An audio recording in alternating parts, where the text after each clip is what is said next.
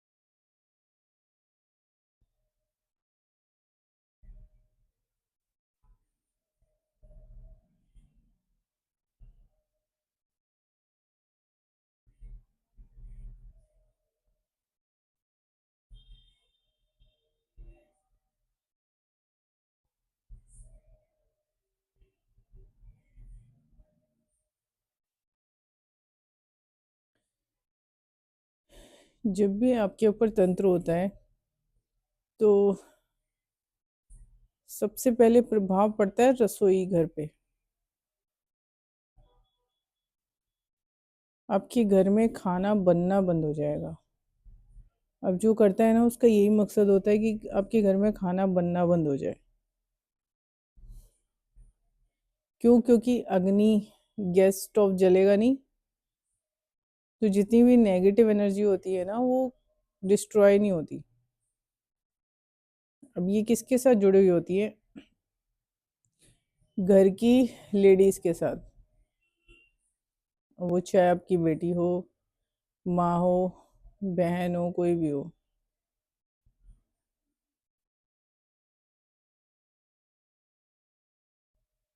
अगर आपके घर में लड़की पे पोजेशन और आपके ऊपर आपके ऊपर है, और आप अगर खाना नहीं बना रहे हो, तो ये समझ लो कि आप नरक में जाने की तैयारी कर रहे हो। क्योंकि फिर ये चीज़ें घेर लेती हैं।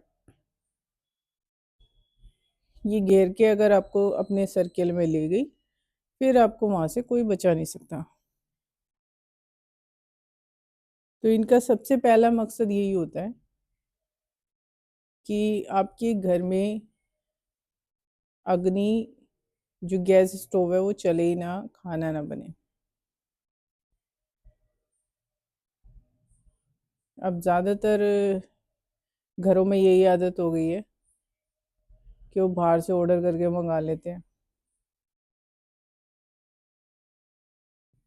तो अगर आप लोग ऐसा कर रहे हो ना, और आपके घर में आपकी बेटी, बहन, किसी के ऊपर तगड़ा तंत्र का प्रभाव है, तो ये समझ लो कि आपका कोई बचाव है नहीं।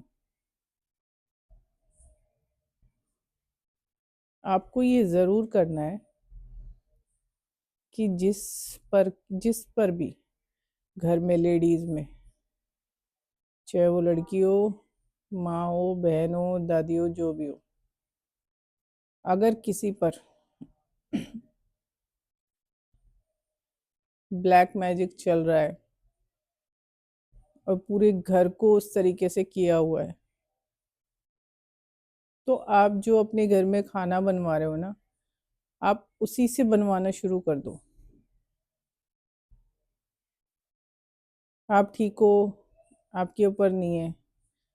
अब इसमें क्या होता है कि एक पे से हटके दूसरे पर जाती है, दूसरे पे से हटके तीसरे पर जाती है। ये ऐसे होता है। तो ये घर में चलेगी क्रिया सभी पर।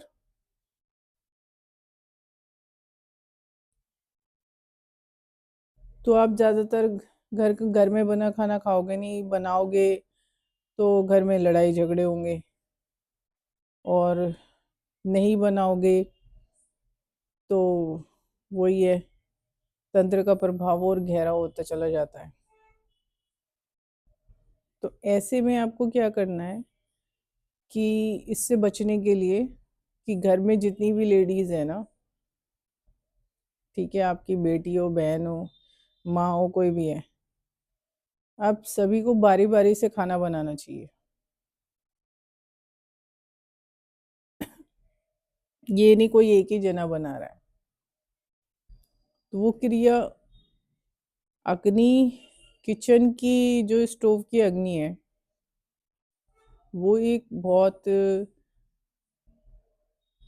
पवित्र चीज़ है, और अगर वो नहीं जलती है, उसके आगे खाना बनाते वक़्त क्या है, आपका समय बीतता है उस अग्नि के आगे। तो जितना भी आपके ऊपर किया कराया होता है ना सारा, वो उस टाइम के लिए ख़त्म हो जाता है। लेकिन क्या होगा कि फैमिली मेंबर्स में सारे साथ रहते हैं, तो वो उस टाइम में दूसरे पर जाएगी क्रिया, तो वो उस पर असर करेगी। जो खाना बना रहा है उस पे नहीं करेगी, लेकिन उस पे करेगी जो खाना नहीं बना रहा है। ठीक है, जिसने बनाया उस पे से तो हट गई, लेकिन जो नहीं बना रहा है वो उस पे चली जाएगी।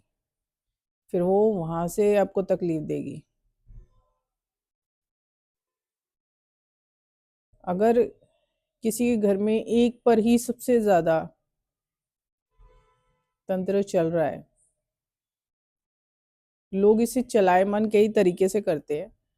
कभी इसमें टाइमिंग भी पकड़ी जाती है, उसी टाइम को सेट कर दिया जाता है, तो वो कोई भी जो चीज़ होगी, जो क्रिया होगी, वो उसी टाइम पर आपके पास जाएगी। इसमें ऐसा भी होता है, लेकिन आप कुछ कर नहीं सकते। ठीक है, तो इसमें इतना करो कि कोई भी अगर खाना बना रहा है, बारी बारी से सारे बनाओ, क्योंकि आप पे नहीं होगी वो दूसरे पे जाएगी, उस पे जाके तंग करेगी। अब घर में रह रहे हैं तो कलेश भी होगा, क्योंकि इन चीज़ों का तांडव मचाने का अपना ही तरीका है।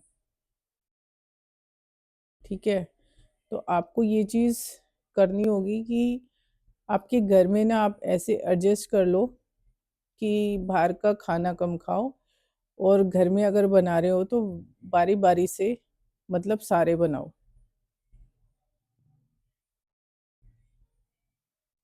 तो उससे थोड़ी आपको हेल्प मिल जाएगी। और मैंने कई बार देखा है कि जिस पे ज़्यादातर स्पिरिट्स का वो रहता है ना, उससे तो खाना बनाना ही नहीं होता।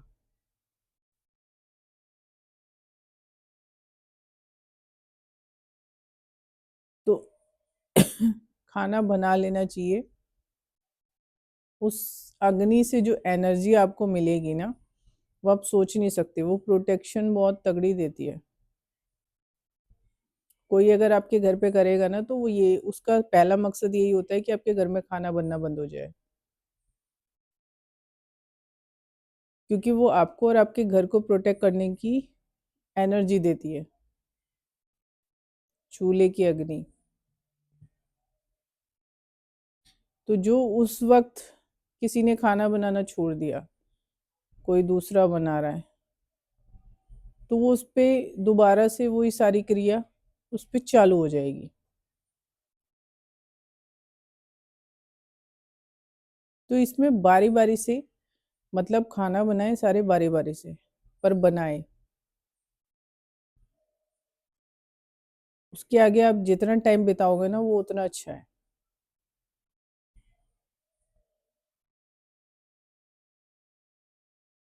और अगर ऐसा नहीं किया, तो परेशानी बनी ही रहेगी। तो आपको यही तरीका करना है कि जिस पे सबसे ज़्यादा हो रहा है ना, आप उससे खाना बनवाओ। जिसको बार-बार प्रॉब्लम हो रही है ना, आप उसी से खाना बनवाओ। कैसे भी करके खाना बनवाओ। ये बहुत ज़रूरी है। लोग बाहर ढूँढने जाते हैं ना तरीके, पहले घर से शुरुआत करनी पड़ती है, तब जाके आपको रिलीफ़ मिलता है। बाहर जाकर आप 4 जगह दाल दान कर दोगे या कुछ कर दोगे, या नवरात्रि रख लोगे, ठीक है? कन्याओं के लिए दान कर दोगे, उससे कुछ नहीं होगा। उससे कुछ भी नहीं मिलने वाला, कुछ भी नहीं होने वाला। क्योंकि आपके माथे की जब तक आँख नहीं खुलेगी ना, तब तक कुछ नहीं